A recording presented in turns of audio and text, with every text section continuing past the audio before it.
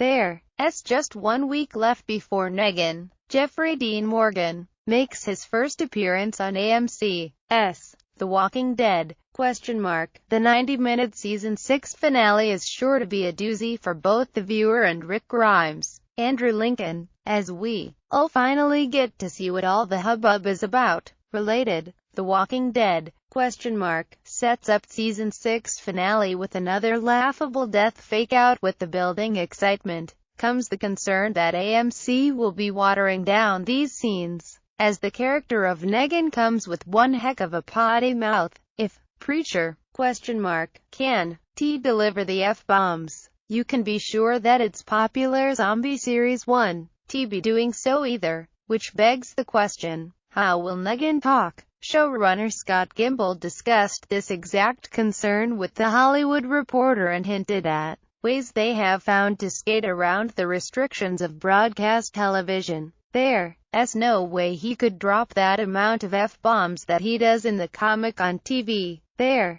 simply no way. In some way, it can be full-on, but as long as we have the full-on version, they will come out and people will be able to watch them. That to me was the most important thing, that the full-on Negan exists and it's available. What version gets on TV? That's down to experimentation. Jeffrey's performance is so amazing that I hope people aren't hanging on the fact that we aren't saying the F word in that moment, especially if they can watch it later. It comes down to either having it and censoring it out in some way or another, or not having it. The one thing nobody wants to do is for it not being there to diminish the experience. So stay tuned. We might just on the internet have a supplementary audio program you can go to.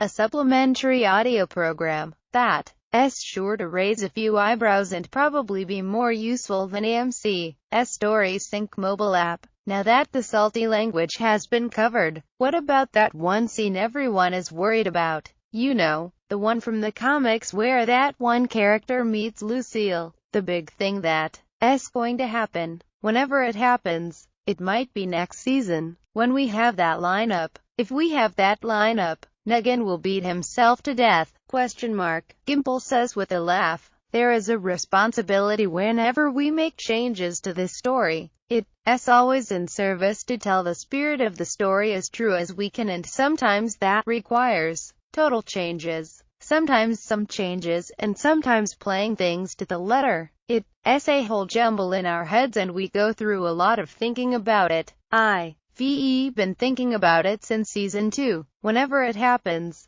if it happens, I know people won't like it, but hopefully for the right reasons.